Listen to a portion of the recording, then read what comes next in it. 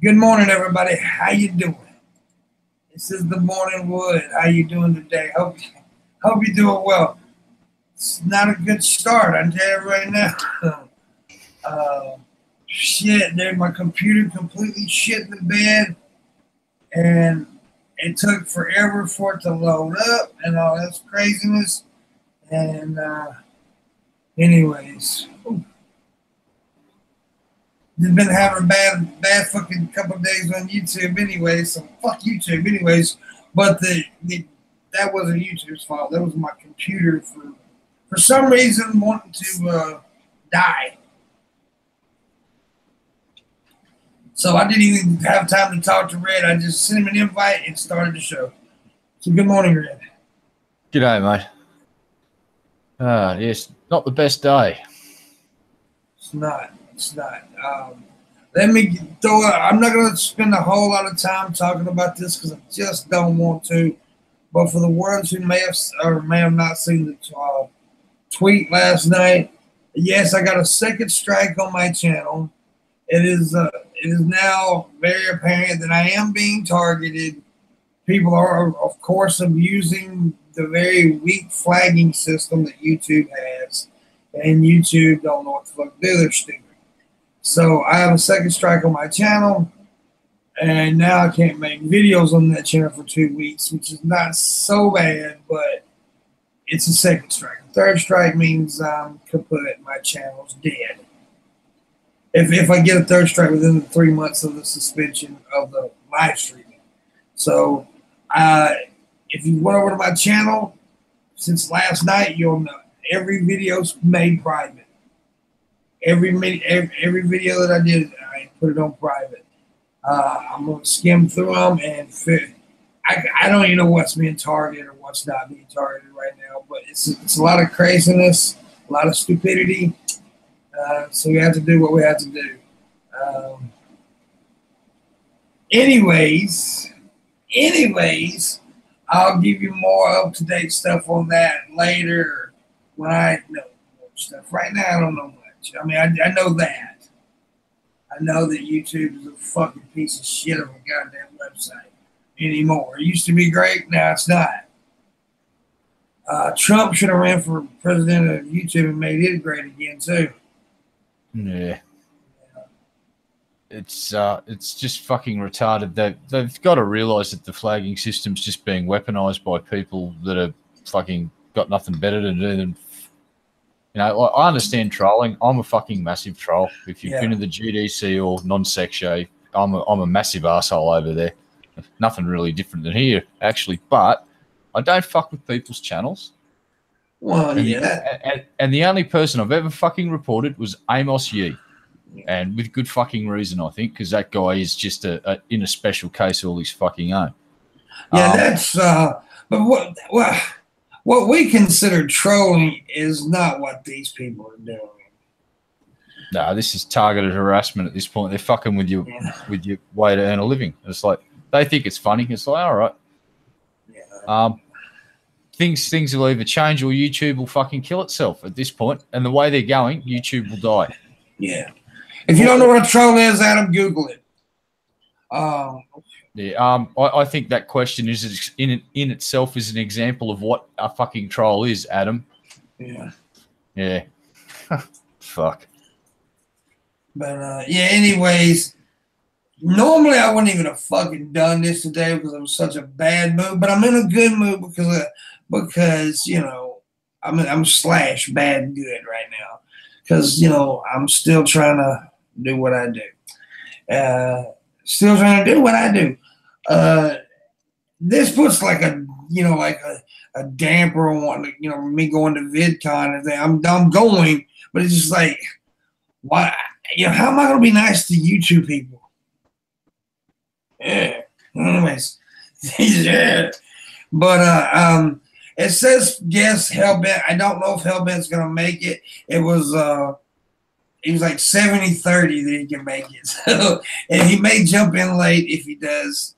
It may just be me and Red for a little while. I don't know. But we may shoot the shit. But we're not gonna sit there and I'm not gonna sit here and just dwell on the YouTube thing today because it just don't. It's already pissed me off enough. I don't need to get pissed off anymore. But I was hoping to have Help in here, a couple other people, but everything went wrong this morning, man. Just like yesterday morning. God damn, it's just all kind of craziness. But at least I'm here. At least I'm here. At least I'm here. All right, it's going away. Yeah, not in the mood for that sort of shit today. You picked the wrong day, not Z. So enjoy obscurity and non-existence in our chat.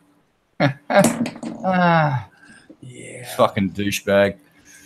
Oh well, that was quick and painless for me anyway. Press of a button, he's gone. So my idea of the topic today was stranger danger. No, not stranger danger, but like weird encounters with strangers. I've got some stories that are pretty fucking. Some of them are pretty cute, and funny. Some of them are creepy as hell. We've all got stories, I guess. But what's like one of the weirdest times you ever met a stranger? Like a weird interaction with a stranger, Red? I had a really weird one. It was a good one. Late last year, it was the day I had the hassle with PayPal tapping my account for $50 and just fucking up my budget. Yeah. And I've walked out of the bank and I'm grumbling and mumbling, and I've just walked past this old digger and I said, mate, whatever you do, never use PayPal and fuck that bank. And he said, what's wrong, mate? I said, long story short, I got nailed for $50. And I've walked away from him and the old digger's yelled out again. I've turned around, he's gone to shake my hand. And there's a $50 note in my hand now. He's given me a $50 note randomly. I've gone, no, mate, no. I tried to give it back to him, and he started backing away from me and wouldn't accept the money back. And he just walked off. He's just this random old dude, hand me a $50 note. Well, there you go. Away. That's that. That's a good one. Yeah, but for days afterwards, it was really surreal. Like, I'm asking people, what the fucking, am I in Tripland or what's going on here? There's like a random dude just gave me $50 for no reason. What the hell? He thought you was homeless. No,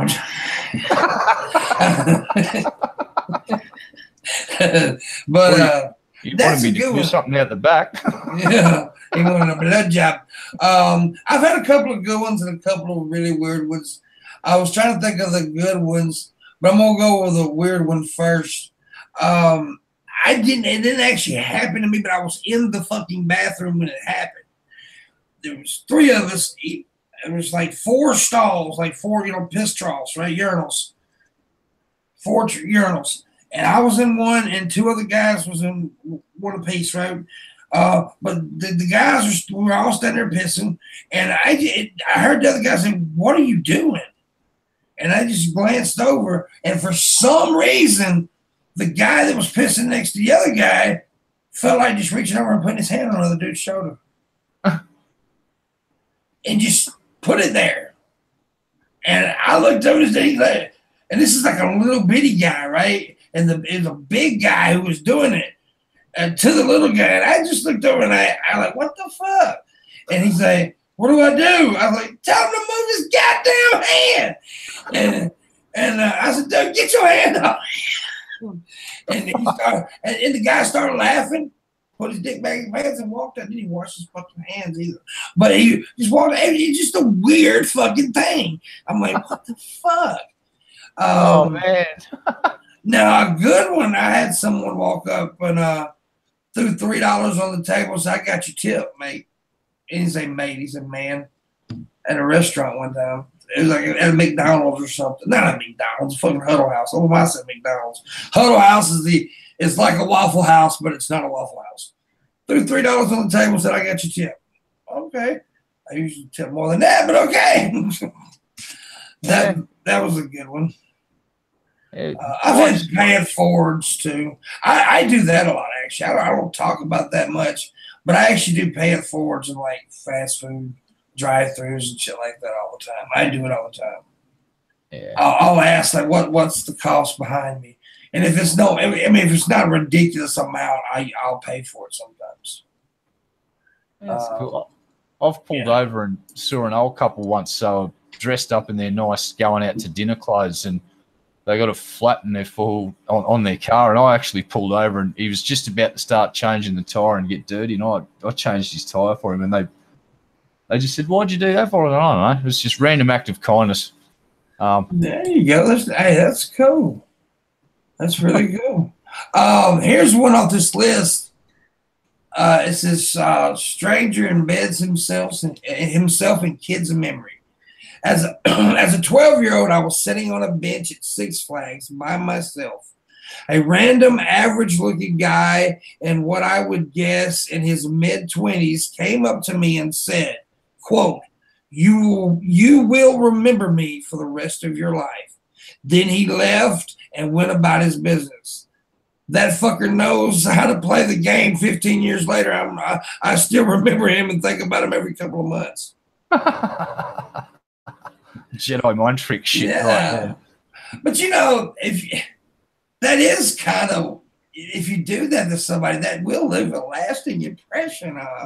You know, I think I'm going to do that. I'm going to what I'm going to do is like sit into go into a bathroom and sit into a stall next to somebody else. You will smell my shit for the rest of your life. Yeah. Oh, no. That's what I'm talking about. That's what I'm talking about. I'm trying to, I'm going to see if someone, where's Marshall at? See if he wants to come on. Absolutely. Marshall's good value. Get him on. Yeah, I like that gay fucker. But what would you do if somebody just walked up to you like you was pissing and just put your head, they put their hand on your shoulder?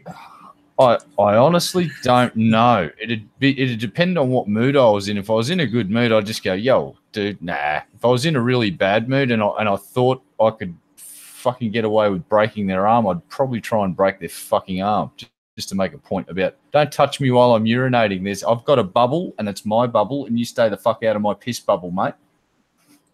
Damn. Hey, I know a dude, and this didn't happen to me either, so I don't ever. A friend of mine told me that he was at McDonald's and a dude walked up to him, complete fucking stranger, and accused him of stealing his chicken McNuggets. Sure did. He said he walked up to him and said, "Where's my nuggets?" and started screaming to him, like, "I ain't got your goddamn nuggets." But now in that case, I would have probably laughed. You know, I ate them sons of bitches because I probably did steal a motherfucking nugget. But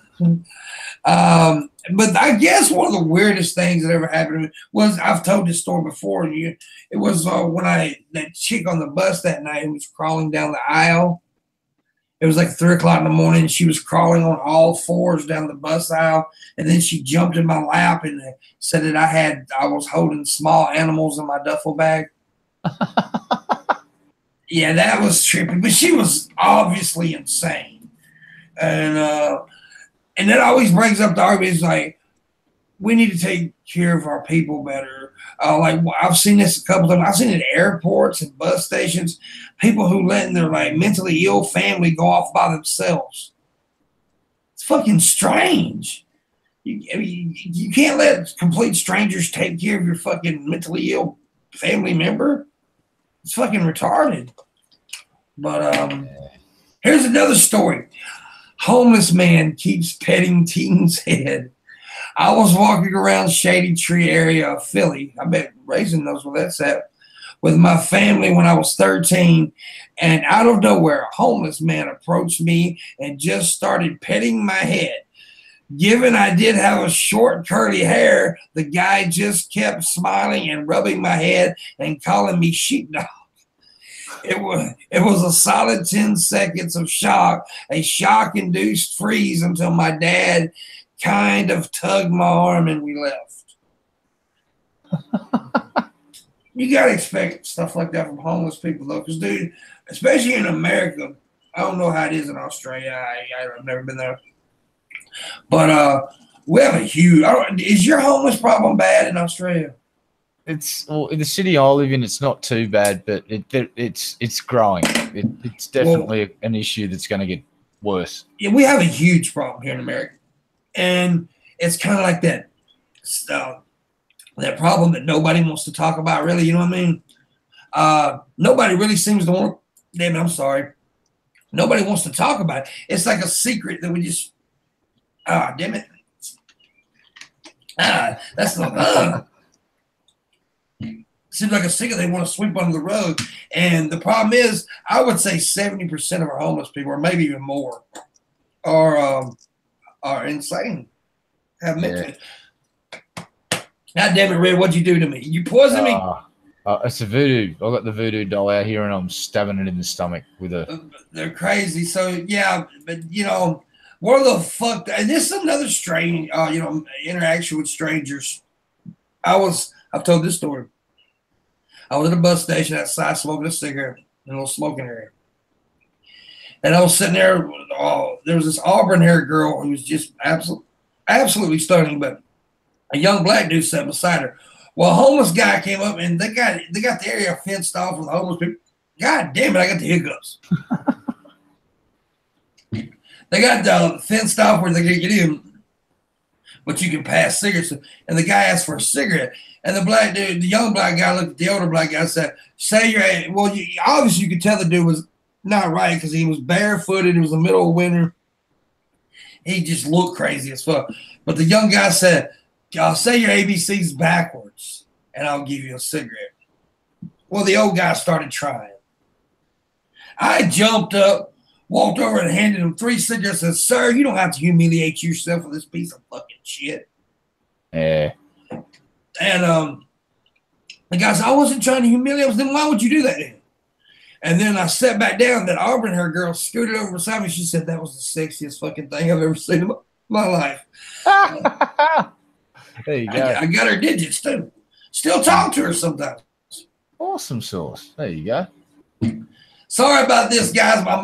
It just happened all of a sudden. There it goes.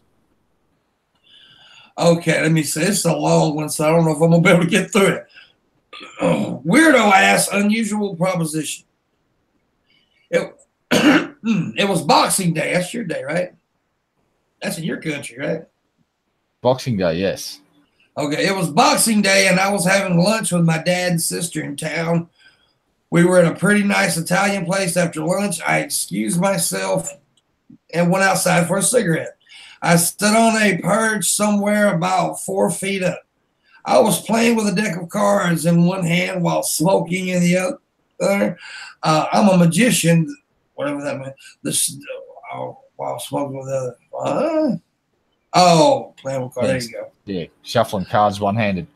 Yeah, okay. This strange guy approaches me. I'm sitting with my legs crossed, and his head was about the height of my feet.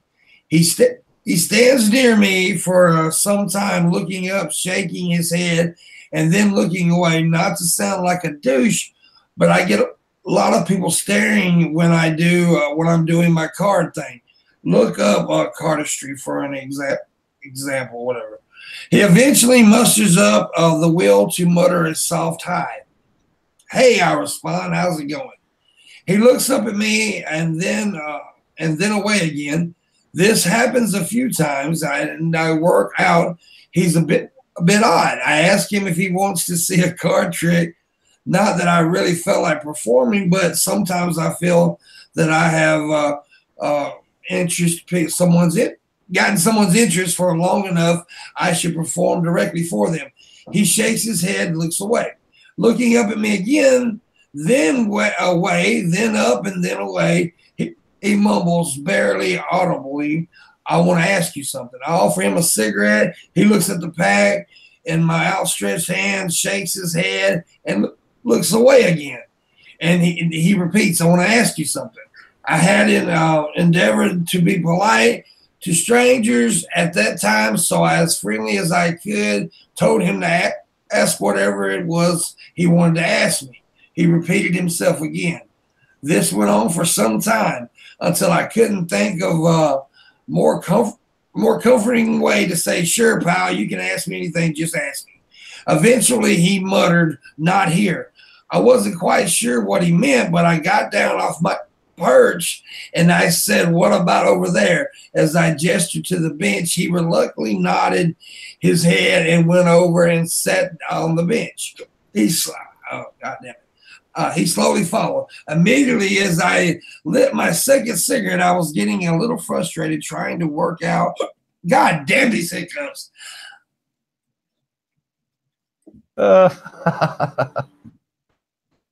You got this.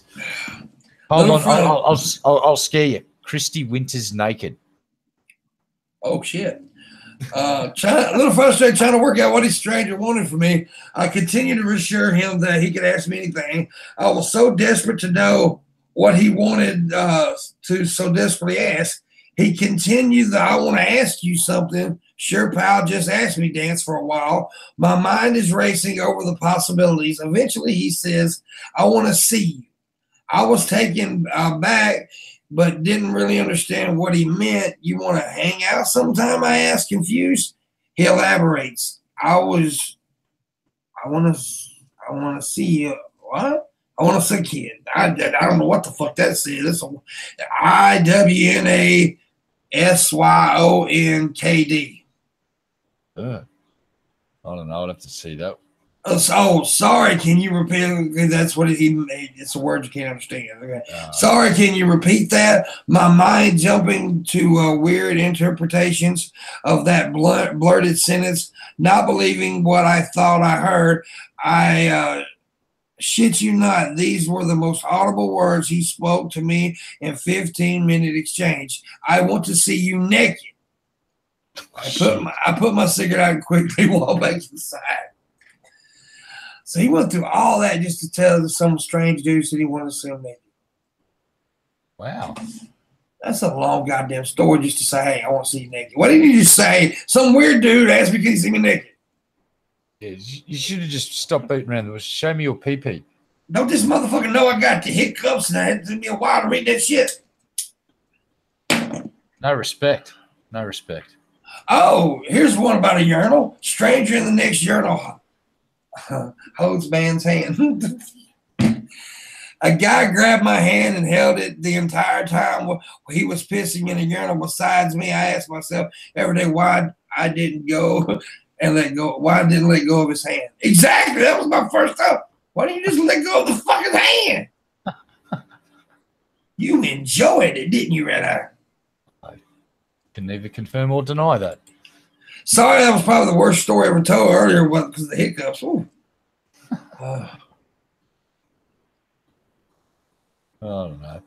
We'll have to try and scare you randomly with scary thoughts. Like we'll try this one. Big Red naked, standing next to a naked Christy Winters. Okay, here's the thing. Who would you rather fuck, Christy Winters or Big Red? Oh, that's a cruel You question, had to. You have to fuck them. Gun to your head. You have to eat one of them out.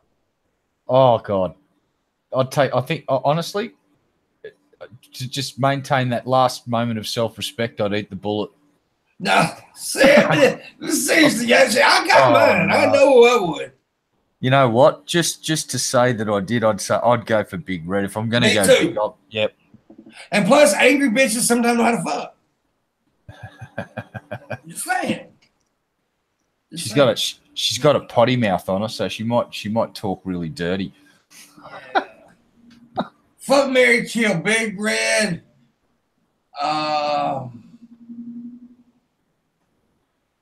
Anita Sarkeesian. Or that red pill black chick. Let's see. I'd marry Sarkeesian because she's at least got a bit of bank. I'd fuck Big Red and I'll murder the other one. Oh, but the other one's the hottest one, dude. I don't care. Oh my God, the pussy. Okay. No, that's Candace Owens you're talking about. No, yeah. Fuck, no, she's dead. I'd kill her. I'd have to fuck her. Nah, that's social autopsy, bitch. Nah, she dies. I'd kill Anita and marry Big Red because I'm a fucking expeditionist or whatever that fucking word is. I'd take Sarkeesian because I'm assuming that she's. Well, then again, Candace Owens has probably got. I imagine Owens got some bank too, yeah. But yeah, just I don't know. Just there's something about that social autopsy concept that just disturbed me more than. Yeah, I noticed that he killed the black one. Yeah. Yeah, you fucking racist piece of shit. Yeah. By the way, folks, if you notice my audio kind of sucks, it's because I'm having to use the webcam camera. But I do have an audio. I have a setup coming. I bought it last night, and it's coming. It was due to Red Eye's recommendation, so I bought everything I need. Even bought a USB cord and everything. It's not a USB mic. It's a good mic. It's hooked up to an interface and then run it to the computer. So it's gonna be a good, nice setup if I still have a YouTube. But yeah, that's gonna be a good setup, and I won't have it for a minute though. The box comes in Friday, but the other stuff don't come in later next week. So, but once I get it, it'll be a nice setup and everything. And hopefully I'll have OBS running pretty soon and be more professional, like I said, if we have a YouTube channel. But I'm also looking into putting a podcast on either on SoundCloud. Yep. So it'll be a straight up audio, do it here and then record it and put it on SoundCloud. But just in case, and also put it in other places. So we'll see how it works out with all that stuff. We got some more things to read too. But anyways, let's see. Some middle-aged chick was staring at me, full eye contact, not breaking until she left the bus. Really? Yeah, there's some weird shit when you're taking public transportation. Oh, I was in an Uber. I forgot to tell you. I can't believe I never told this before. I was in an Uber. The driver sneezed, and I seen the snot fly onto his steering wheel, and it was hanging. It was dripping. And I was like, oh, I wanted to puke. But yeah, it was pretty rough. It's okay if it's like I sneeze, and sometimes that happens to everybody. And I've had snot go away and didn't bother, but that's somebody else's snot. Yeah, it's pretty frightening.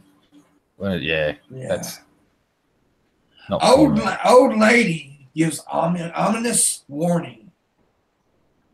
I was at a market with my friend. As we were going through the cash register, we were laughing about something, and the lady behind us said, "Oh, you two are so sweet and young. Keep laughing. You won't be able to laugh soon." She didn't mean bad, but it was weird. And I don't know what she meant by it, but it's all like she probably meant like you're gonna get older and stuff like that. That's probably what she meant. Enjoy your youth, young one. Soon you will shrivel up like an old grape. But let me tell y'all something, people, and I'm pretty sure Red Eye will agree with this. If you're in a fucking store in a cash register waiting for the register, and there's an old person behind you, and they don't, even if they do got more stuff, but if they got less stuff than you, let the old person go ahead of you. Yep, that's good advice.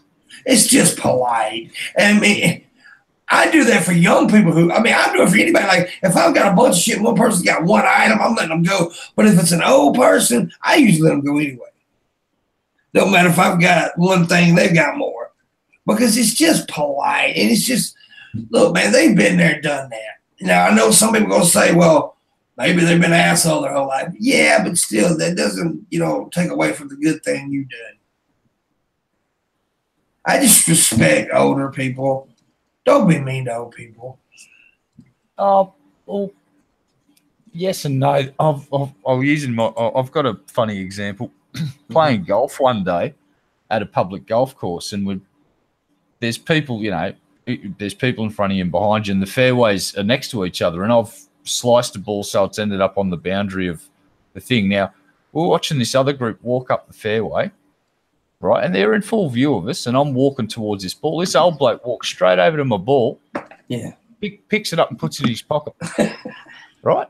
And I just instantly, I'm with two mates, and I just fucking instantly yell out, or not yell, but I say it, I just go, "Listen, you old thieving prick, put my fucking ball back down on the ground before I come over there and smack you in the fucking head, you thieving old bastard." And all I did, And he's looked at the ground, he's reached into his pocket and dropped the ball on the ground. I said, that's right. Look at the ground and walk away, you thieving old bastard. You should be fucking ashamed of yourself. I said, what were you thinking, you silly old cunt? You know, like, sorry, I lost my shit at that old fucking...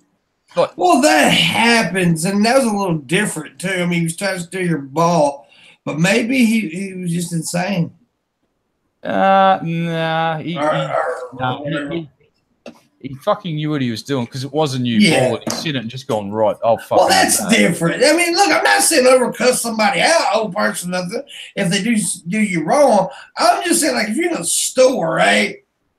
Yeah. Yeah, that's a little different. I mean, yeah, if somebody's fucking with you, if some old motherfucker tries to attack me, I may punch the old son of a bitch. I couldn't believe this old digger. He's just walked up to me, ball, and gone, wait, and put it in his pocket like it was, and kept walking towards his ball. And I'm like standing there looking at him, just going, he's not going to do it, is he? He's fucking going to do it. And he picked it up in his pocket, and I'm just like, me and my mates are just like, holy fucking shit. And then I went, oi, you put that fucking back, you prick. Yeah, and that's understandable. But I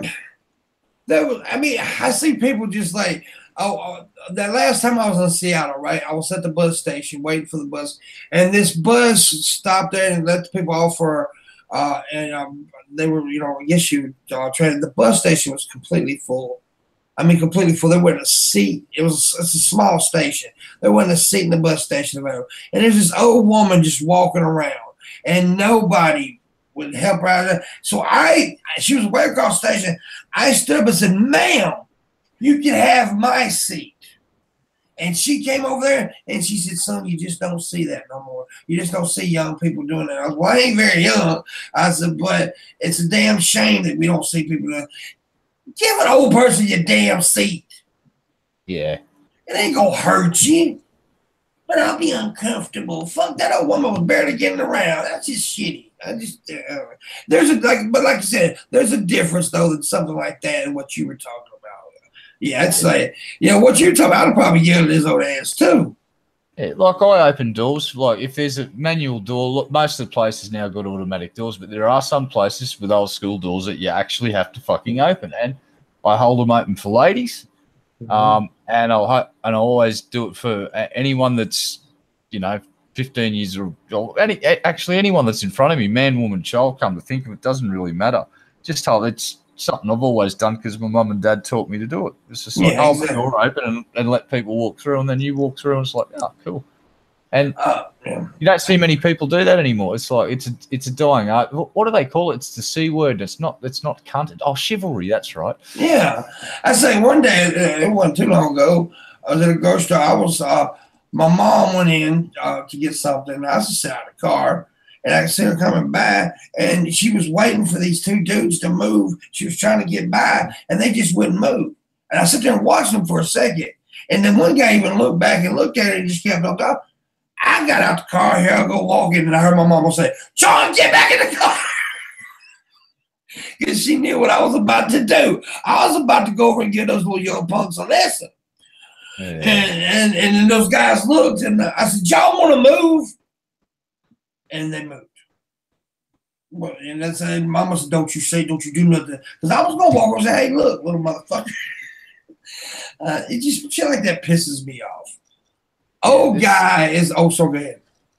It's just, there's something to be said about respect. And I think the internet, what it is the lack of face-to-face contact. It's like, good point. There's that, you get a bit desensitized, and there's that sort of sense of separation. Absolutely. And I'm so guilty of doing it. I just get incredibly rude very quickly to people that I don't agree with, like especially flat earthers, young earth creationists. Like I am just very belligerent and to the point of being incredibly rude in about 2 seconds flat now.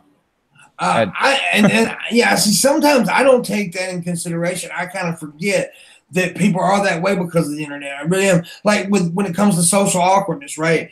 A lot of the people that I've met that I've seen online and talked online, they're so bold and so out there. But then when you meet them offline, they're like really timid type people, I'm not used to that yet, I guess, because I'm not.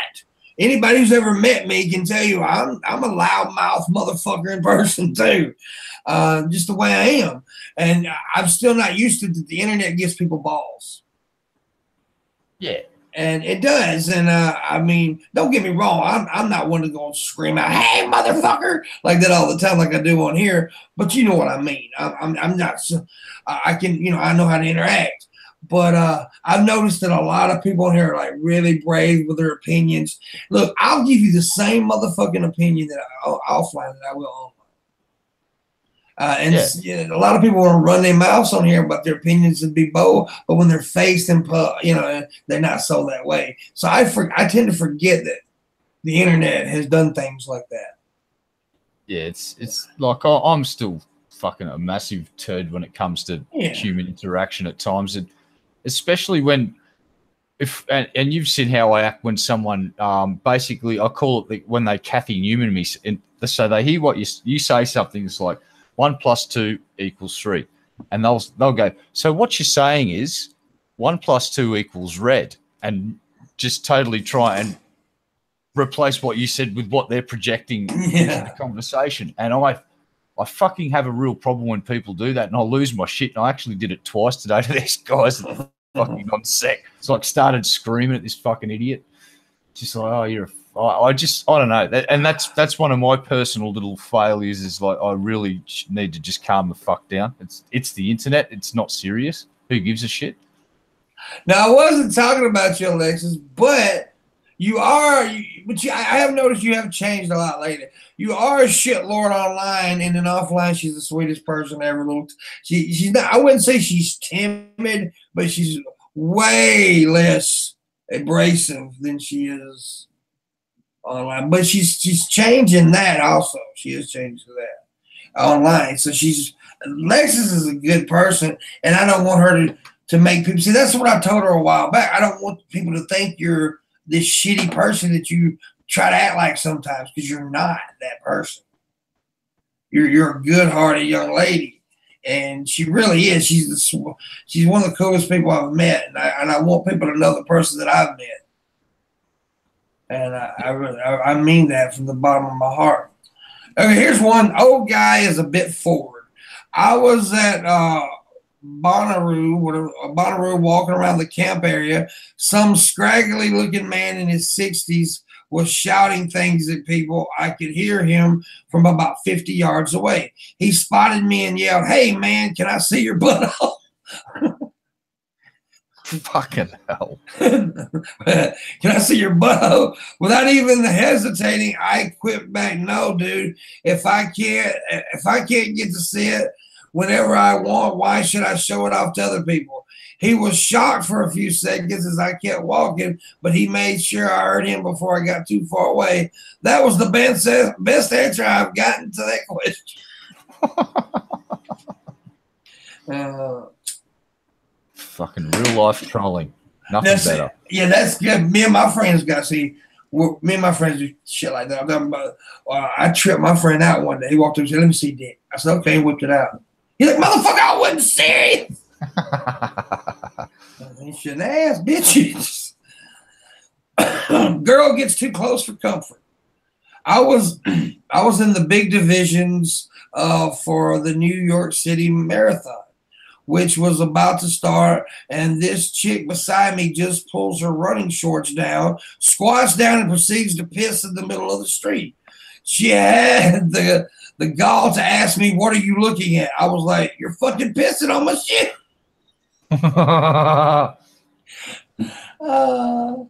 Yeah. Oh, Like I said, I don't know if some of these stories are true or not, but that would be funny. See, I like shit like that. Maybe not at the moment, but later on, it makes it for a damn good story, man.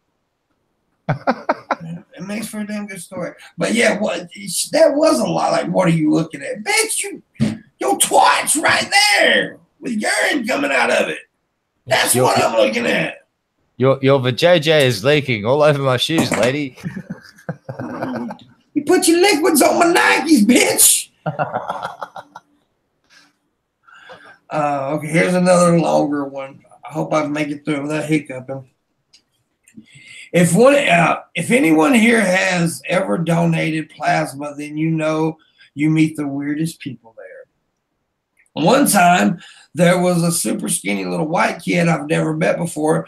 He's standing in line with me while we're waiting to get our vitals checked, just rocking out with around ear headphones. Eventually, he just starts rapping. Eminem's "Drop the World" to himself. And I see everyone in the line, mostly low-income, thuggish-looking dudes, glancing back at him now and then. And then, as if we actually know each other, he looks directly at me, the chorus, and starts saying, "I'll pick the world up and I drop it onto your fucking head," while making super exaggerated dropping motions with his hands. I kept trying to look away and not make eye contact, but I could still see him doing it. And now, of course, everyone in the line is looking at me as well. Another time I went, it wasn't as busy, and it was just me and this mid-30s guy standing in line. This time I actually had headphones, and I was playing some dirty-ass dubstep, not too loudly, but it was pretty quiet in there, so I'm sure you could hear if you were close to me. I was facing away from the other man, looking out the front door, when I feel something on my shoulder.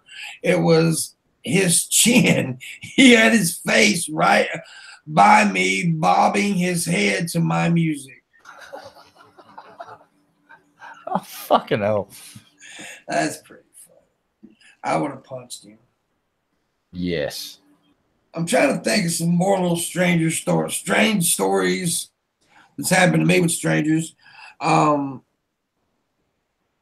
don't know. Oh, yeah. This ain't really a stranger, though. I kind of knew the person, but anyway, I'll tell the story anyway. I was at this Pentecostal church back in the day when I was going to church, right? And, you know, if you've ever seen it online or ever been to one of these churches, you know, they call it falling out in the spirit. You know what I'm talking about? Yep. Yeah, they'll pass out, supposedly. Well, I was standing there, and I was getting prayed for, and I wasn't passing out or nothing. But the dude next to me was passed out on the floor. And, you know, everybody's over him and stuff. And I kind of glance over, and I glance over again when everybody kind of walked away from him. He pops one eye open to look around, see if everybody's watching. And then he goes back to, I'm like, you motherfucker, you. That was pretty funny. I kind of knew the guy, but he was still, he wasn't a stranger, but he was strange. Yeah, there's some good vids on YouTube of those preachers where the power of Christ, and they push him down, and they've done it so it's like all fucking sound effects from a video game, like he's doing a fucking energy punch or some shit. So I've seen that. Yeah, and he's like throws out energy balls, and all of the fucking parishioners start going and like really overacting the fuck out of it. It's fucking funny. Dude, I tell you, Mom, I've told you before, and I've told everybody before, that my uncle used to be a pastor of a church, right? It was one of those holiness churches. Well, my mom, we were all at the church, and my mom wanted to get prayed for like everybody else, and everybody was falling out, right? Well, my uncle laid his hand on my mom's head, and he was trying to push her, you know, trying to let her go to her, and Mom wouldn't move. And she kept doing it, and finally, I'm not going to say his name, but she looked at me. She screamed his name. Stop doing that!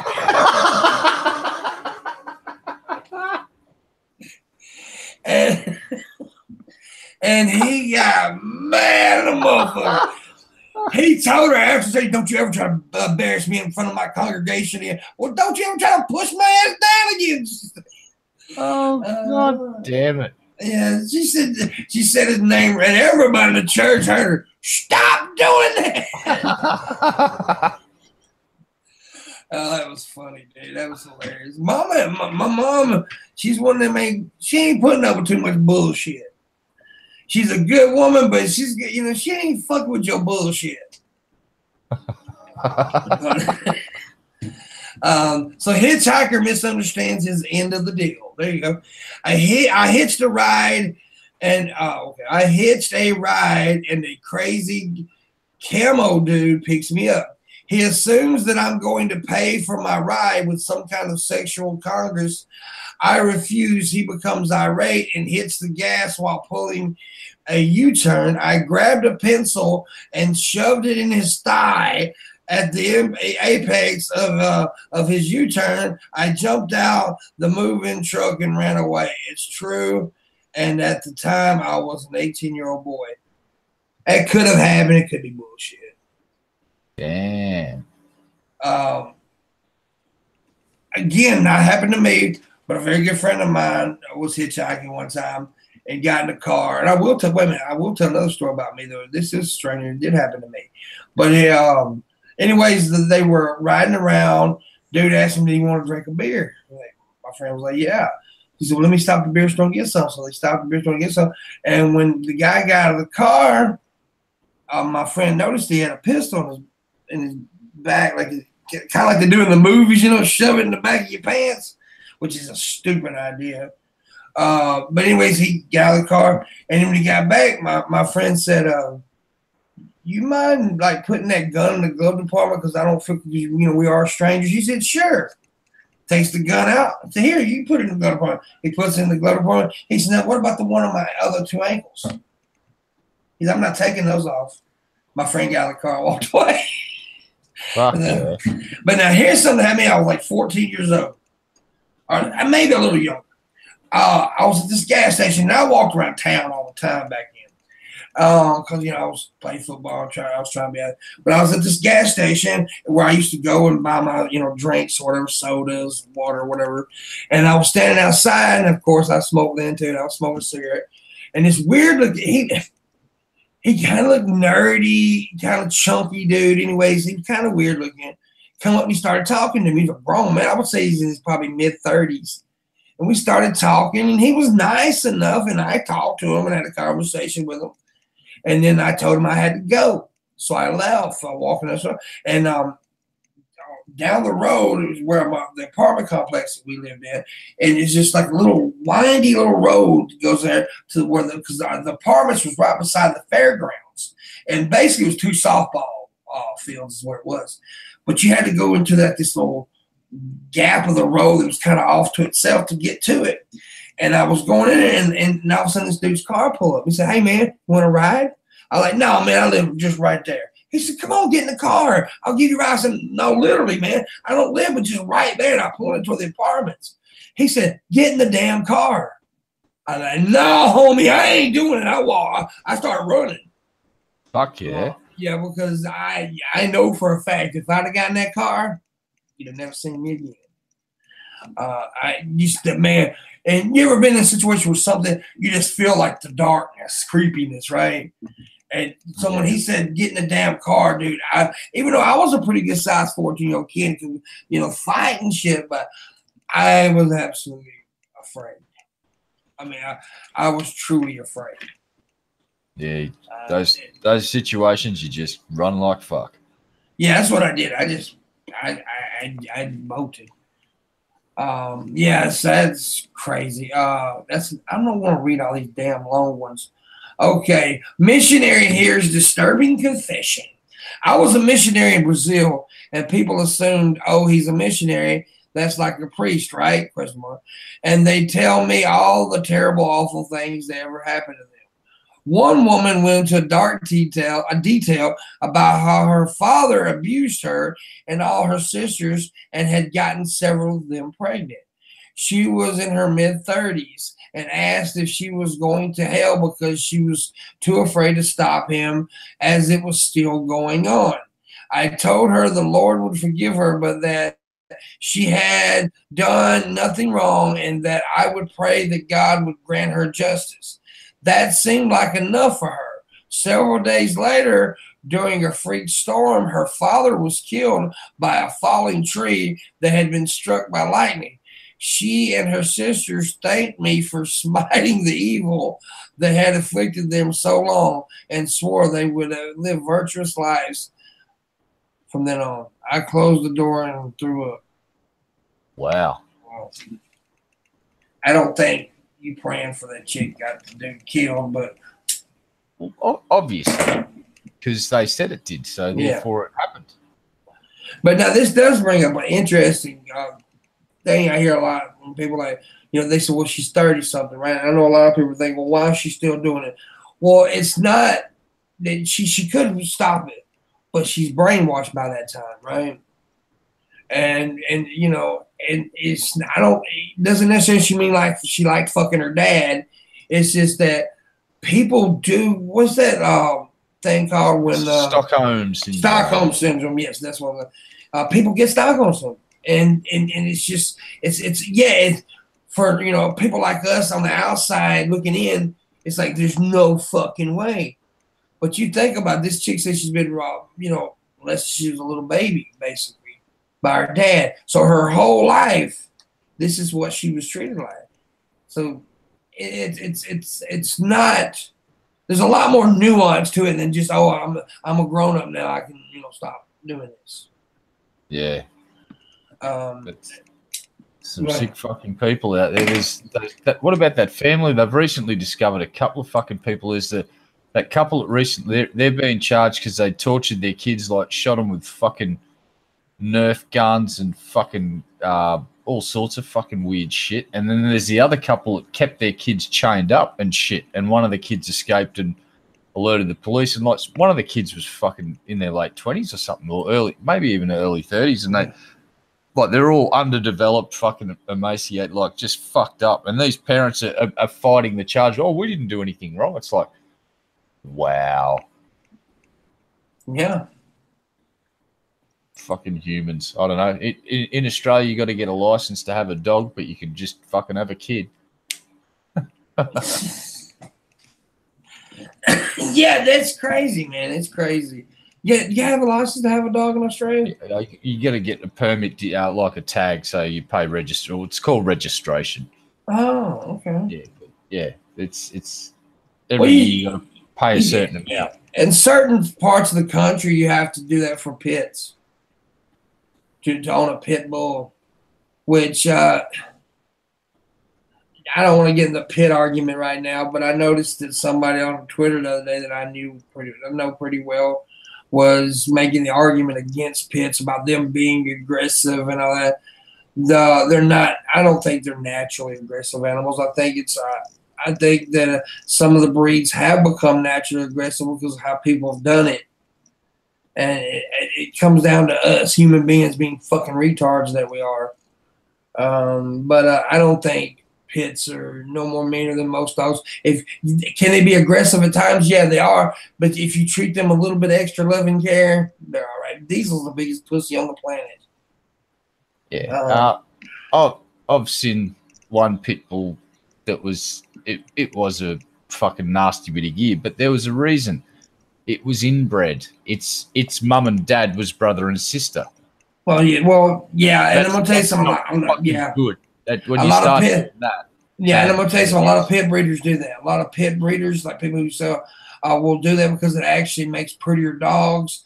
But then again, like you said, it will fuck with their brain. Yeah, and they can be aggressive animals. But a lot of pit breeders actually, I've read an article about that one time, and it's you shouldn't do that. Yeah, I'll say that dogs are like people, and there's individuals, and every dog's got its own temperament and personality. It's like my dog is just fine with people, right? Sees another fucking dog, it fucking wants to go. My cat walks past it, doesn't give a flying fuck. Sees another dog, wants to go. It just doesn't like other dogs. Yeah. It's not a sociable dog with other dogs, but people. It will fucking let kids rip its fucking ears off and just sit there and wag its tail. A lot, yeah. Diesel's kind of like that. I always call Diesel a pussy dog because he's never been aggressive to a human being not once, and so I just assumed he was a puss completely until somebody brought their pit up in our yard one day.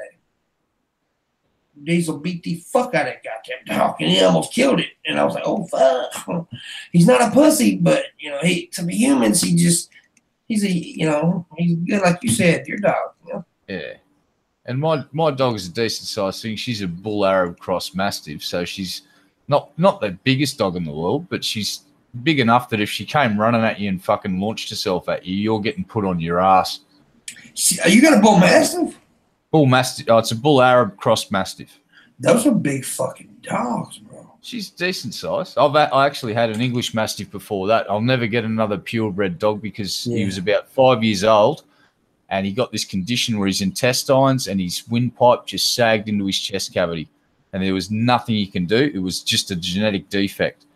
And it's a problem with what's so-called purebred dogs, even the ones that have got decent lineage. It's still a very limited gene pool. In Australia, I'm speaking specifically about dog breeders and purebred dogs. Mm. And the last 3 dogs I've had have been crosses. One was bull Arab. Actually, the last 2 were one was bull Arab cross fucking – what was she? No, she was a Rhodesian Ridgeback cross mastiff. That was Arlie. She was the best dog. Had this fucking stripe on her back that grew the opposite direction with 2 massive cowlicks on each, with a cowlick on each shoulder. Yeah. She was, and I'll tell you what, she fucking hated cats. She liked other dogs. She liked people. She tried to kill my cat about 150 million fucking times. Like, she'd grab the thing and start shaking the cat, and the cat would just go, yeah, and it's like, fucking furniture flies. Diesel ripped the stomach out of a cat one time. Yeah, I'm a big fan of mastiff crosses, like either Rhodesian. They're beautiful animals. Yeah, and purebred mastiffs like neo mastiffs and the English mastiffs I'm a huge fan of because they were bred by the English police force, and what they were bred for was the specific trait of the copper would have a pack of them, I'm not sure if it was 2 or 4, and they'd release them to catch a suspect. And what these dogs do is they grab and they'll sit and just, they won't shake too much compared to, say, other dogs. And if they're trained properly, they will grab the suspect. They will just train to grab the suspect and then just basically sit there and wait for the bobby to catch up and fucking make the arrest. Yeah, and majestic, they are as majestic as fuck. Neo Mastiffs, all of them are fucking gorgeous dogs with usually pretty good temperaments, although there are individuals I've heard of that there was, I think 2 years ago, a young kid was killed by a Mastiff. Just the Mastiff turned and just ruined this kid's life. It killed the kid in about 30 seconds. But there's the dog that's most likely to bite you in Australia is a fucking Chihuahua.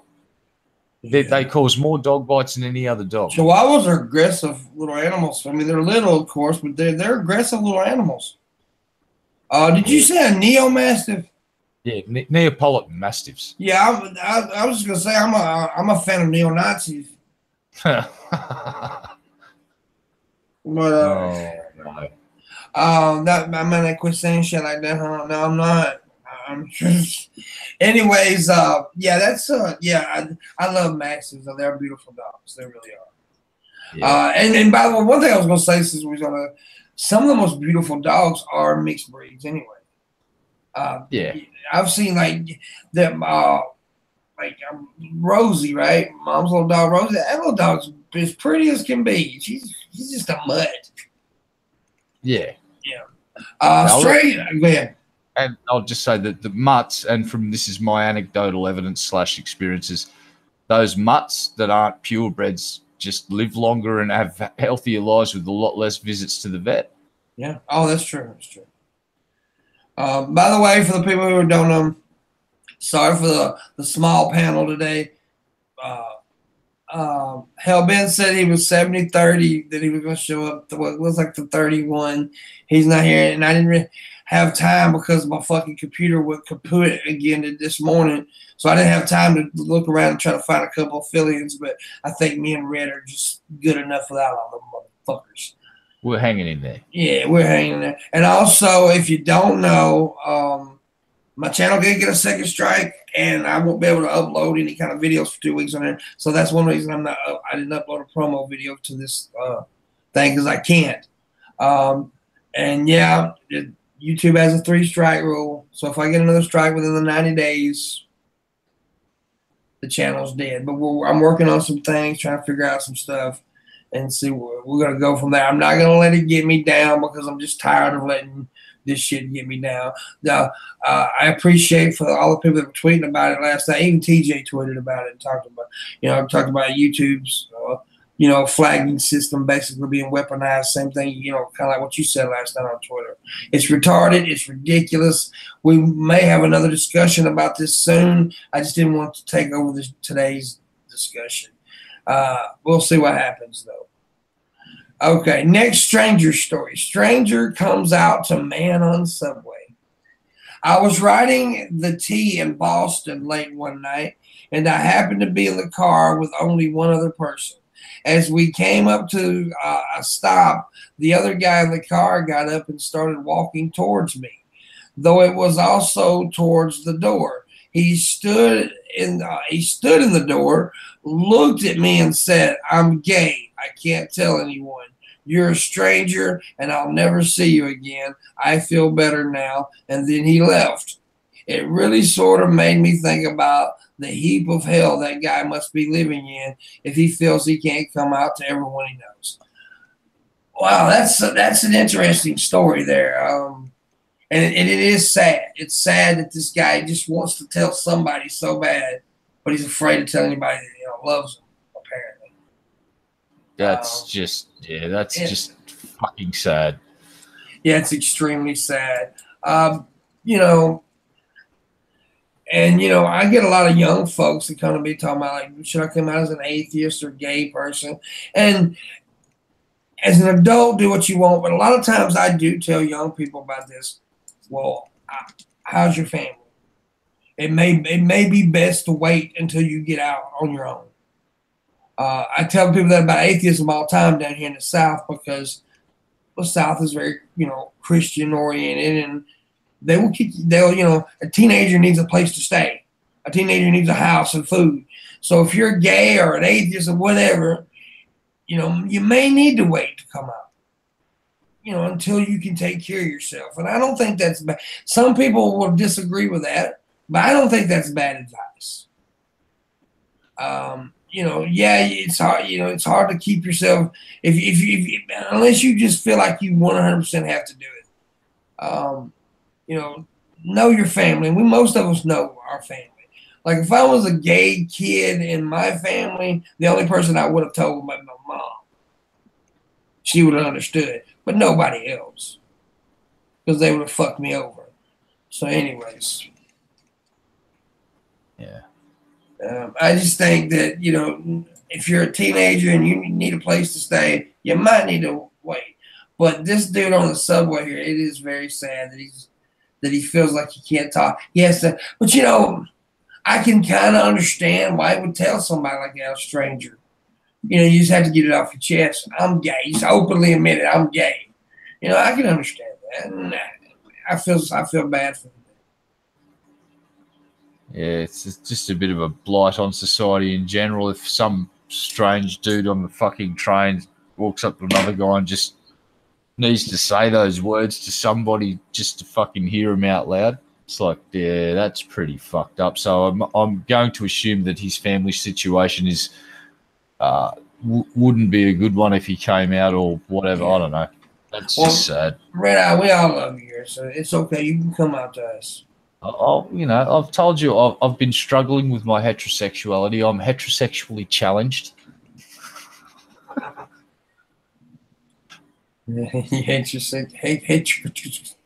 heterosexually challenged. Where did she see Vash at? I must not. I'm gonna be going. Vash is up there. He's in chat. Well, I don't see him. Oh, now I do. Let's put it on the live chat. I did have to put it on. I did have it on live chat. There you go. Runner tries to make teen feel better. One time I was running down the street feeling kind of depressed because, well, I was 14. This guy came running up on the opposite side of the street. He had really long hair, and he was laughing like crazy. He looked at me and said, "Hey, kid, don't be sad. Be like me." He then tripped over a recycling bin, got up, and ran off. Whenever I'm down, I just remember the running guy. There you go. Well, I don't know what to say to that. Oh, God. Here's one. This is a longer one. Man gets clinched by stranger on roller coaster. This barrel-chested black dude gets in the seat directly behind me and my, at the time, fiance. This dude is huge. He looked like he had been bench pressing cars daily and eating nails for breakfast for about the past 20 years. So the ride starts and the coaster does the typical steep climb before the inevitable drop. I hear the guy mumble, "Oh Lord," under his breath. Pretty normal coaster behavior. The coaster hits the apex of the drop, and he very audibly says, "Lord Jesus, Mother Mary," also pretty typical coaster behavior. But then things change for the worse. As the coaster plummets down the slope at some Mach 11 billion.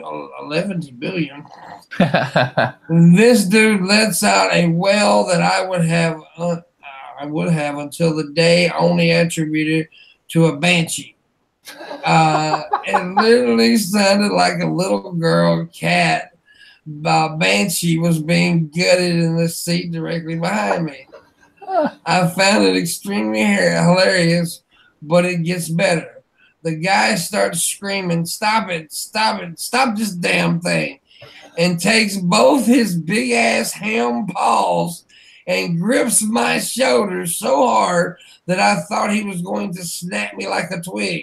At this point, I'm actually kind of frightened. Who the fuck is this dude? Why is he screaming like a schoolgirl? And holy hell, why is he death gripping a total random stranger on a roller coaster?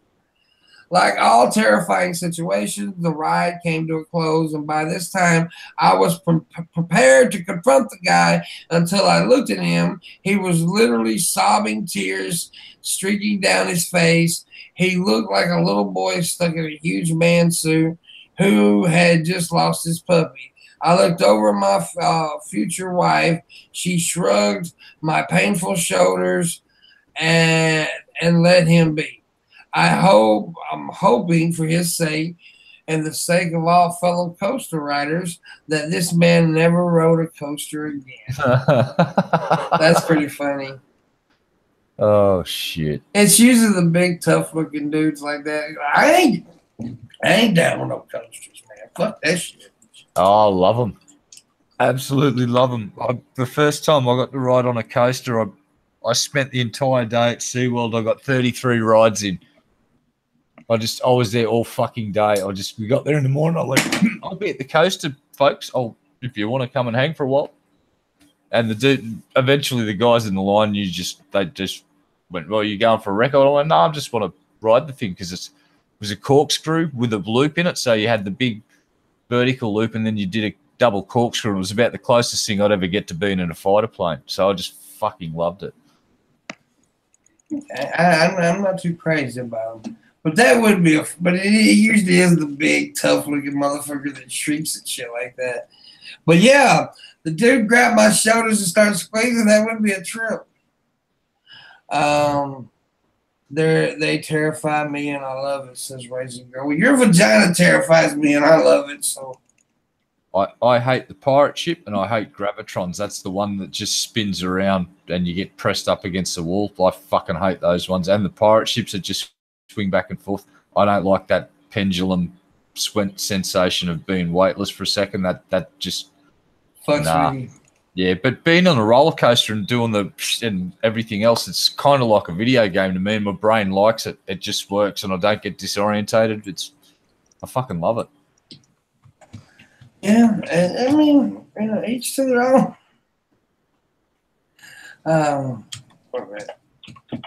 Let's see here. Looking for something else. My ear itches, red eye. Cut it off. You've got two. You don't need them. You just need one. Just need one. Just need one. That's why you got two. One's a spare. Gets itchy. Cut it off. Just whack the motherfucker. Get some snippers. Snip the motherfucker out. Just a Bowie knife and just Sharpen that son bitch up. Why would I want David Bowie's knife? Oh, I don't know. It'd be quite collectible. I wonder if David Bowie carried a knife. Of course he did. He was David Bowie. It was David fucking Bowie. He's a weird dude. He was cool. He was actually just a knife. He wasn't a person. He was actually a knife that looked a lot like a person. Is that what it was? Yeah. Well, that makes sense. Absolutely.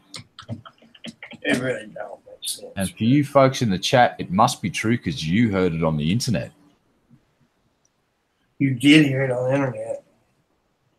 Just now, actually. Yep. And I just fact-checked myself, and I was, in fact, telling the truth. Yes, it was a knife, mate. As we say in Australia, a kniffy. I want to read this. I got a little bit of odd news here I want to read, too. You know me and my odd news, but here's one. Alabama town terrorized by poop train gets free Febreze.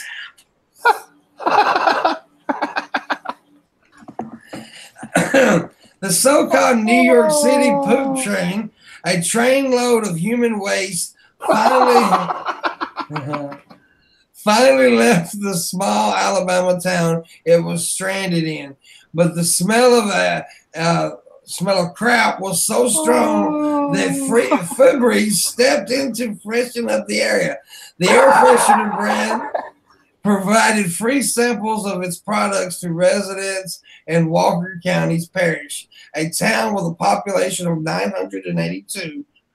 When the train of 200 sludge-filled shipping containers was stuck for more than 2 months. Delicious. Why the fuck was there shit stuck there for so long? Imagine how many train cars were full of the poop? It said, wait a minute, it said 200 of them. Over 200. Oh, I've got some maths for Landon to do. We're going to work out how many cubic meters of shit was stored at that place. Now imagine the fucking aroma in that town of that shit-filled train sitting in the fucking midday sun just baking that poop. That's a lot of shit. It is a lot of shit. And just think of this. This is a Borderlands 2 reference for Alexis. Somebody was conductor of the poop train. Yeah, and for 2 months, though, wouldn't it eventually lost its smell? I don't think so. I think that shit would be rotting and percolating and giving off a lot of gas as it was decomposing. That's going to be a funky and delicious town to hang around in for a while. That's why Febreze has stepped in. It's just like, this is inhumane. These people have been smelling shit for fucking 60 days straight. We must help them. That's good promotional stuff for Febreze, too. Well, I live in Australia, and I'm talking about how Febreze helped the people of Poop Town. Yeah, exactly. Raisin said they better get some kind of tax break for that shit. Yeah, dude, that's pretty bad, man. 2 months of having to smell shit. Damn. Comment of the fucking day in chat. A classmate in 3rd grade shit himself. So he walked around with a Glade clip-on like a page release smelled like shit and flowers. Damn. That's crazy. Just think about 200 fucking carters of shit. God damn. Where's Landon? Landon. I'd hate to be the motherfucker that lived next to the railroad track.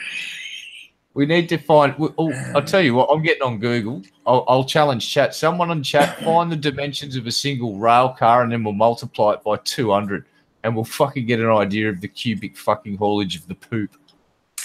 Dude, that's just, I used to live right beside a railroad track. 10,000 cubic meters of shit. Fuck. Holy fucking shit, dude. That's a lot of poop. 10,000 cubic fucking meters of shit. What? Why are they shifting it in a fucking train? That's another thing. I didn't know they did that in a train. What? What? I got nothing. It's the poop train. And it was human shit too. It's the poop train. It wasn't like manure, like for a plug. It was human shit. Oh yes, yeah. I know it's good for crops. It's also can be potentially packed with diseases that's put into the ground and fucking infests food with fucking shit. But they they don't usually use human shit. No, it's got to be treated and broken down a bit first. There's steps to do, but that's look, we don't do that in Australia. We have sewage treatment plants that basically break the stuff down into a state where you can pump it into the river and it doesn't really fuck with the river too much. Although the sewage treatment plant down the road from where I live, when I'm driving home sometimes and it's a southerly wind and it's just a light breeze and it's that place, it kind of, I'd imagine that's what that entire town smelt like, and I get about a 5-second blast and it's not pleasant. And why was it stuck there for 2 months? I remember something that I think it was industrial action, or they didn't know where it was going. They had it for delivery. I'm not sure what was going on, but it just ended up stuck in this. Why wouldn't they park it out of town on like off the side, so it didn't stink out of fucking town? I could just imagine the conductor of the train like, fuck this, and just quits. Walks away. Oh, you'd be wearing a fucking hazmat suit driving that fucking train. Yeah. Now I've got the hiccups again. God damn it. Something's wrong with me. Okay. Oh. Texas deputy grabs runaway bull by the horn and escorts it home. One deputy took a hands-on approach to a bull in Texas. Samson the bull, a well-known member of the community, got loose on Saturday afternoon, and deputies were tasked with leading him home. We are told the neighborhood knows him well. He is very gentle, so it didn't take much to get him home, the sheriff's office told Fox News, adding that he was escorted home that same afternoon. Okay, how's that odd news? I really don't know. Cows, most livestock's easy to sort of guide if you use your brain and you go and get some food and you feed them a little bit and then you show them the next bit and you say, come on, follow me. And it's like they will fucking follow you to the ends of the earth for that delicious snack. Now, I've seen this one. Let me tell you about it. I've seen this story all over Twitter yesterday. And so it's a pretty big story, actually. A 30-year-old man was outraged Tuesday when a judge ordered him to vacate his parents' home. The order came after a months-long effort by the couple, to get him to leave their New York residence. Michael Rotundo appeared in court for 30 minutes Tuesday after his parents, Christine and Mark Rotundo, filed a petition in the Supreme Court of New York State claiming they have had enough of their son living under their roof. State Supreme Court Justice Donald Greenwood praised the son for doing his legal research and citing a common law requirement that required family members to give a 6-month notice before eviction. However, Greenwood called it a simple internet search and said the 6-month demand was outrageous. Michael, in turn, called the eviction order outrageous. He continued to slam the judge's order outside the courtroom, the report stated. Okay, look, dude. Okay, 2 things about this. First off, if your mom and dad tell you to get the fuck out and you're 30 years old, get the fuck out. But second of all, I hate to see this kind of shit in courtrooms. Because, I do. Well, the kid's been there. Let's see, I read this story. He's been back there for 8 years. He doesn't pay rent. He gets his own food. He doesn't talk to his parents. and they have asked him to leave. They have offered him money. They wanted to set him up and all this shit to get him back on his feet. And he's basically a man baby that needs to get his fucking ass kicked and thrown the fuck out on the street. And the judge is going to do that for him now, except he's going to appeal this because he's a big fucking man baby. It's like, get the fuck out. And like you said, this article didn't say that, but the article I read yesterday, they offered him money to get his own apartment. Yeah, they were going to set him up, like help him get a job, and make sure that he wasn't just left destitute. They were going to basically get him into his own apartment. But yeah, not talking to your parents and then taking them to court. It's like, why do you want to live in that sort of environment? You fucking, what a douche! It's like, just go away and leave your parents in peace. Fucking yeah, he pretty little shitty dude. Definitely a shitty little motherfucker. He just wants to be, fuck that dude. But I still hate to see shit like that in court because that's going to cause a big rift for a long time between these people. And, but I can't say that I blame the parents. It was their last. I mean, apparently they went through all the resources they could to try to get him out.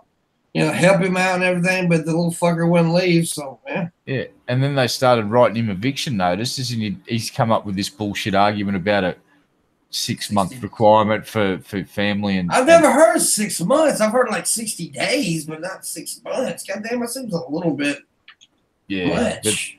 The judge went, oh, yeah, nice work on your case studies, and the dude went, yeah, fucking use Google, mate.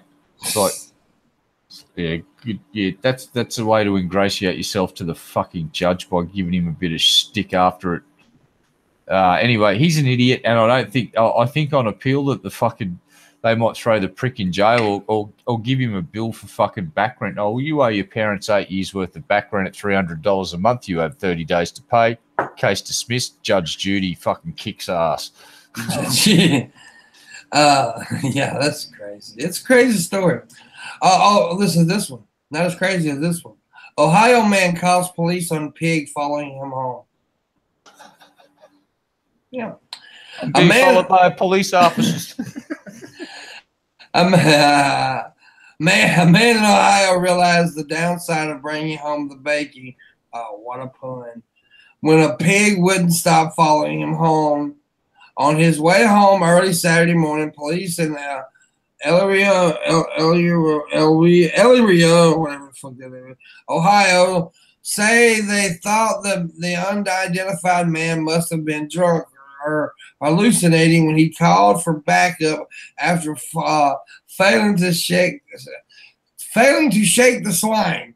The North Ridgeville Police Department said they received the call at 5:26 a.m. Saturday morning. Upon arrival, they discovered the man, who was totally sober but still being followed by the pig near the city's Amtrak station. An officer loaded the pig in his police cruiser and eventually returned it to its owner. A department spokesperson told CBS News the pig's name was Zoe. Also, we will mention the irony of the pig in a police car now so that anyone that thinks they're funny is actually unoriginal. There you go, Red. We got a comment. I'm 23, still live with my parents, but 30 still. Now, here's the thing.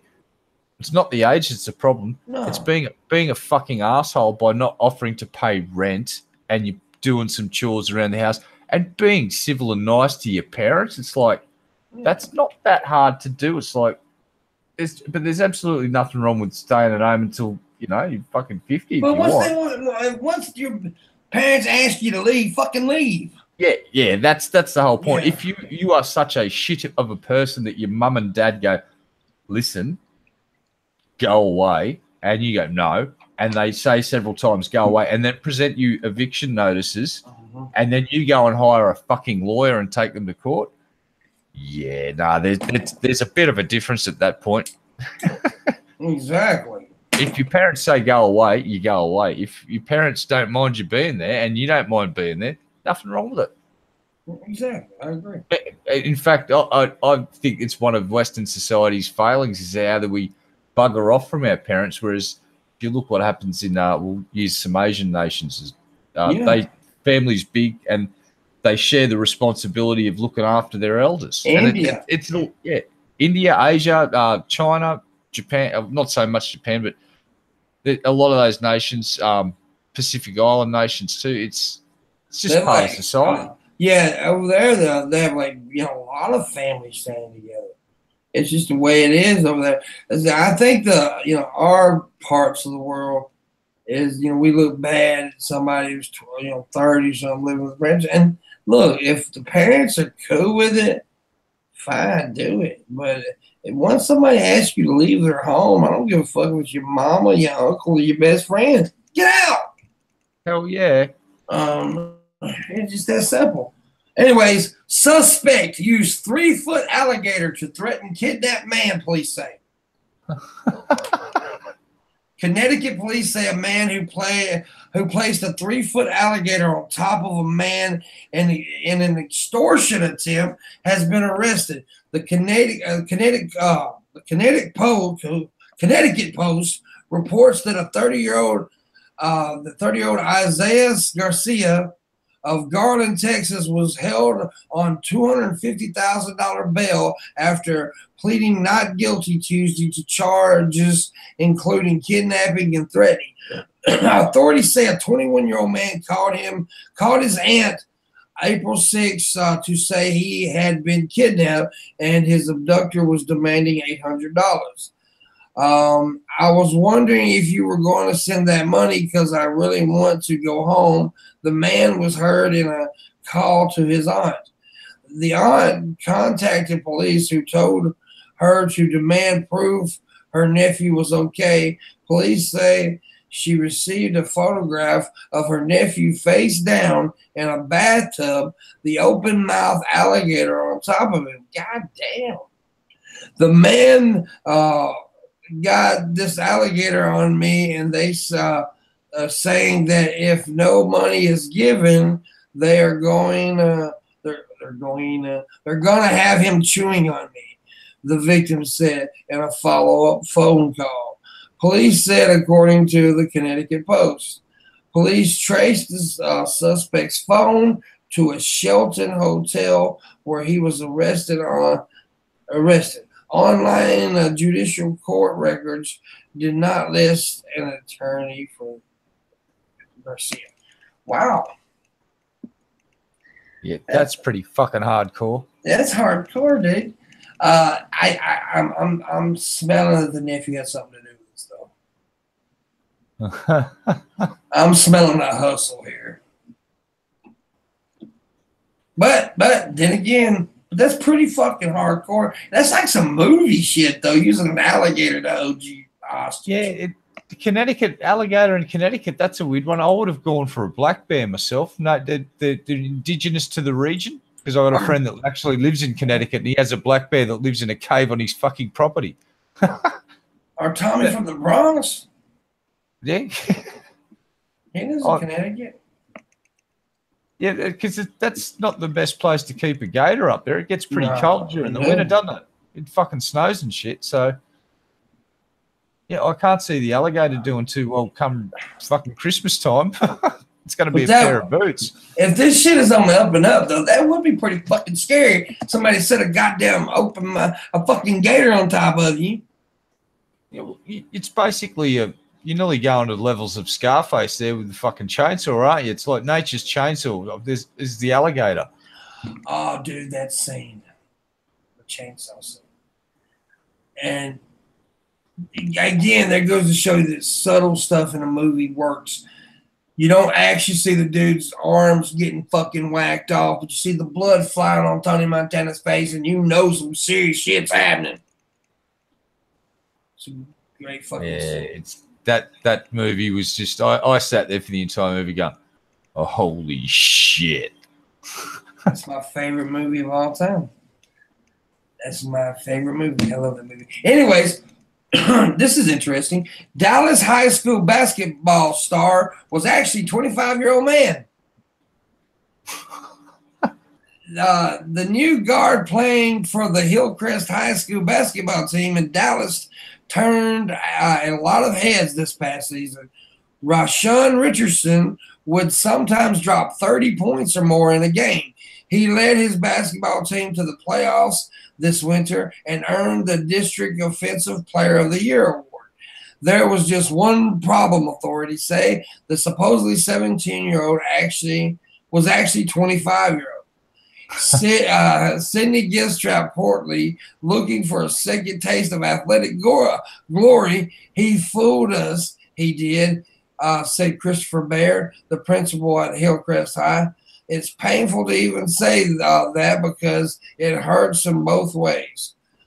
Bayer said the news felt like a slap in the face because students accepted him and staff tried to support him after hearing a horrible story.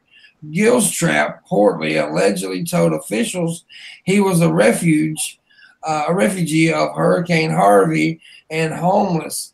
Dallas School Superintendent Michael Josiah says in those situations the district temporarily waives ID requirements, but after 9 months, the Dallas school system, one of Gilstrap Portley's that's a weird name too, Gilstrap Portley, former coaches tipped off authorities. This was a thirst that he had. He put everything at risk, himself and for us, to live this charade. Last month, Gilstrap Portley was arrested and charged with tampering with government records, but investigations are also looking into reports that he had a 14-year-old girlfriend. He is now out on bond, and if he had not been caught, he would have been nearly 30 when he graduated for the second time. Wow. Okay. So, yeah, this dude was, oh, man. So, he had a 14-year-old girlfriend. So, it would have been 30. So, he was, how old they say he was? 26? 25, I think. So, he was like acting like an 8th grader? I don't know how this works in anyone's head, unless this dude was a babyface sort of guy. Well, here, I'll show you his picture. He doesn't look, first off, he looks like a grown-ass man. He doesn't damn sure look like no fucking 14-year-old. What the fuck? Yeah, that's him right there. Jesus fucking Christ. So, because they said he'd graduate in 4 years, so that means 8th grade. 8th grade, that's junior fucking high. Yeah, I don't know. What did they just think? Oh, he's a little bit. He may have been kept back a year or two in his early schooling, maybe. Oh, wow. More like 10 years. That motherfucker look like a grown ass man. Yep. That is just crazy. I don't see how the schools. I don't see how that. Nah, dude. I got a feeling that the coach trying to pull this shit off. Yeah, wouldn't surprise me. There's been crazier things happen like that. That shit's actually happened before, but this dude does not pass for no fucking 15-year-old kid, 14, 15-year-old kid. He just don't pass for it. That dude looked like a 25, 26-year-old man. Yeah, I don't know how anyone thought that. I don't know how he thought he'd get away with it, or if anyone else was involved. And then he gets popular and starts dating the 14-year-old girl. Yeah, you enjoy that nice prison sentence, and just like I don't know, just stay in prison. Actually, just stay in prison. Just stay there, homie. You'll be all right. You're just chilling there for a while. 50, 60, 70 years. Since you like to pretend to be something different, pretend to be a girl when you're getting fucked up the ass. Yes. We're going to rename him Darlene and send him to fucking Rikers. Off you go, sport. Off you go. Oh, that reminds me when you said that, dude. You ever seen the movie Rockstar? Not off the top of my head, I don't think so. Starring Mark Wahlberg. He plays he plays this guy who joined, who's a rocker, 80s rocker guy. Anyways, the band manager's from Australia. And he said, and when you said that, it just reminded me, it was off you go. Off you go. That's what he said a lot in the movie. I like the movie, by the way. I love the movie, actually. Jesus Christ. 25-year-old. No, homie, I'm 17-year-old. Let me on that basketball court, man. I'm going to do some nice layups and get some three-pointers, man. Take us to the playoffs. Woo! The dude looked like a grown-ass man, though. That's the thing that shocks me is how they got fooled. It's just, I don't know. Fucking amazeballs. Our country is fucking retarded, dude. Oh, 6 young squirrels rescued from ordeal of tangled tails. What?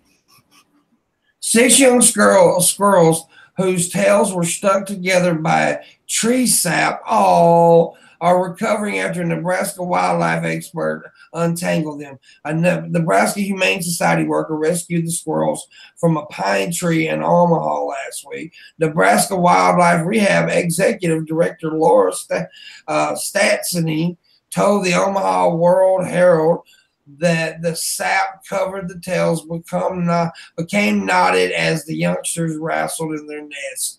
Well, I think there's a picture. Let me see if I can pull it up. Oh, I love squirrels, by the way. There's a lot of squirrels here in my yard all the time. Look at that. Oh, poor little squirrel. I love squirrels. Squirrels are awesome. Some people are like, oh, there ain't nothing but rodents and pests. I love squirrels. I have a thing for squirrels. I like them because they spread the Black Death. The Black Death. That's crazy. Anyways, we got like a little 17 minutes left.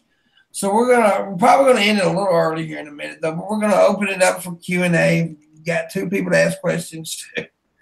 Me and Red, and 3 people. You got a visible Charlie. Yes, actually, I'm gonna run away and go and grab a drink out of the fridge. I will be back in about 30 seconds. Mm-hmm. So, anyways, also tip time. If you want to tip, please do. Show your appreciation of the show, and also we're still $11 away from making the halfway mark to the $1,000 goal of Patreon. And once we reach that $1,000 a month on Patreon, I will be doing a 24-hour stream. So yeah, if you have any questions about anything, you can ask me questions about the YouTube thing or whatever. Please do. Also, like I said, tip, and yay, tips are awesome. If you want to, you don't have to, but if you want to, and Patreon, get that $11 in there. Let's get that halfway mark. Anyways, let's see. Tree sap, Canadian sex lube, Canada sex lube. That will be there. Poor squirrels. I'm glad they're okay. Yeah, I think me and you should get tangled like that, Luna, but with my penis in your vagina. Wow. Become a Patreon, join the Discord. It's awesome, says Vash. Thank you, Vash. And yes, it is awesome. Thundercats rule looks amazeballs. Yeah, if you've got autism in your eyeballs, then it looks fucking great. It's like, seriously, Cartoon Network. Please go to Japan and have a look at some of the fucking anime that's been produced out of there, and then have a look at what you've done with Thundercats. Then kill yourselves, and then Cartoon Network should hire new fucking animators, because you're all fucked at your job and you don't like doing your job, and that's an abomination, that fucking cartoon. It's like, what did they do to the Thundercats? The cartoon. Fucking disgraceful. And Tree Sap Luna. Yeah. They want shit like Steven Universe because it was popular. Yeah, it's like the artwork is so bad in that new Thundercats. Just go and have a look at the original Thundercats, and then have a look at the remake that didn't go too well. And I don't know why they're thinking this one's going to do any better. It's going to appeal to like people with retarded eyeballs, basically. Yeah. And remember, guys, there won't be a show tomorrow. I'm going to I got a couple things I got to take care of tomorrow. Like I said last night, I got to get my dad's test results back. Find out if his leg's infected or not. Hope not. Hope we don't have to end up going back to the hospital with that. And also, I'm going to try to get my eyeglasses tomorrow. Excellent. Yeah, I'm going to try to. You got to wait and see if things work out in that situation. So there won't be a show tomorrow, but there will be a Fan Friday show. So, yeah, if you want to be on Fan Friday, let me know.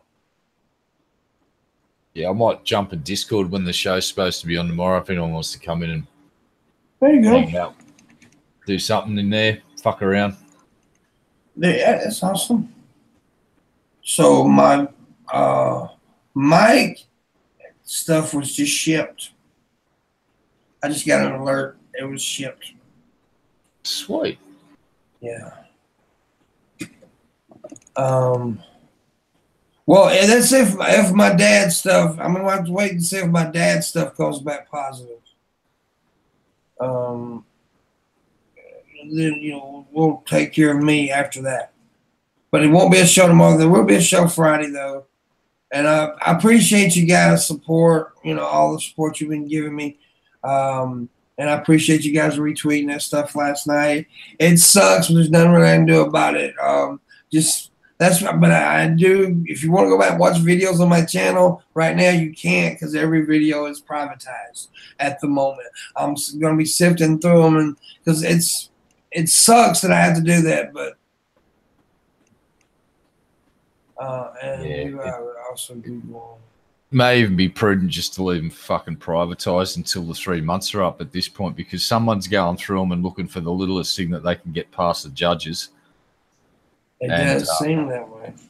It's definitely. I'm just the whole YouTube Hero program. I think is fucking flawed at this point because there's a human being involved in this process that's going right. The algorithm goes right, or it's flagged, and someone's got to check it. And they hired. They said, what was it, 10,000 fucking people worldwide to do it. That system's not working. It's not. Because I don't want to throw a certain content creator under the bus, so I'm not going to mention his name, but there are content creators that sit there live on their shows and they're lighting up their what you're lighting up right now, but it's a different thing. I'm not going to say its name. And that guy's on the recommended fucking feed page. And it's a great show, and I watch the show regularly.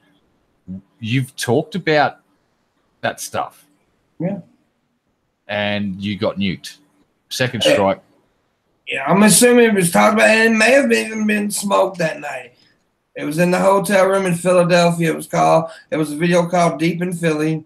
It was me and a bunch of the people that were there that night. It was nothing major.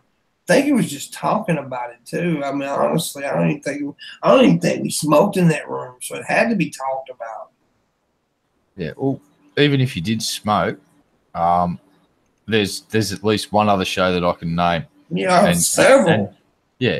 But the one I'm talking about. Yeah, I know you're talking about. And like you said, I'm not mentioning his name because I do not want to throw him under the bus. He's a great content provider. I'm not trying to drag him into shit. But there's a double standard on display right now from YouTube, and it needs to be addressed. Yeah. How they do that is going to be up to them. But it needs to happen sooner than later because it's the flagging system is flawed. It's broken. It's weaponized. Yeah, it's broken. Exactly, it's weaponized, and it needs to go. Yeah, it definitely does. They need to figure something else out because this ain't. I mean, people are getting fucking. I appreciate your tweet last night, and TJ's tweet. I appreciate that. But it's ridiculous. It's gotten to a point where it's absolutely fucking ridiculous. Oh, well, Adam saying become a YouTuber. Why would I? No. That's not going to happen. We're not here to do that. I'm not a YouTube hero. I like sitting on pimp streams and talking shit because that's fun. YouTube hero bullshit, man. Fuck, I'm so sick of that shit. Well, but anyways, go ahead. At this rate, there's all of the content creators that I like will be eradicated within 12 months at the current rate of attrition on my sub list, and I've lost several so far. and it continues, and it's gathering pace as it rolls down the hill. It's fucked up. Yeah, it's crazy. It's absolutely nuts. But I'm not quitting. I still got things I got to do, and I'm going to keep on doing it. And it irritates you, it pisses you off, it depresses you, but there's nothing I can do about it. So I just keep on. And me getting on here constantly and being sad about it's not going to work. Yes, we'll just ice it up and self-censor a bit more, and it just means that there's certain things that we used to make jokes about will no longer be fucking joked about out of fear of having a fucking channel struck down. That's pretty shit. It is shit, but whatever. Yeah. Anyway, we'll cope. We'll move on. Fuck them. Fuck them. In other news, I do have a new mic setup coming. Once I get that, this won't sound so shitty. I'm having to use the webcam mic right now because my other mic went completely out. So I do have a new thing coming. Doing it well. There you go. Anyway, since the questions are not much today, I hope you enjoyed the show. I know it was just me and Red, but we gave it our best shot and did a pretty good job. I think it was a good show. Oh, I had fun. Always. Yeah. Fun. Especially because what you guys keep seeing the whole time is Red's actually on camera on another thing showing me his penis. Yep. Got a magnifying glass in front of it though, so it can be seen because it's not that big. Yep. Anyways, guys, I hope you have a great rest of your day. I will not be here tomorrow for the Morning Wood. I may be on later tonight. I may be on tomorrow night. But I won't be here for the Morning Wood, but we'll be here for Friday. So if you want to be on Friday's Fan Friday, let me know and we'll get you. I'll try my best to get you on there. Thank y'all for watching. I appreciate you. Red appreciates you. Now go have sex with somebody. Absolutely. Bye.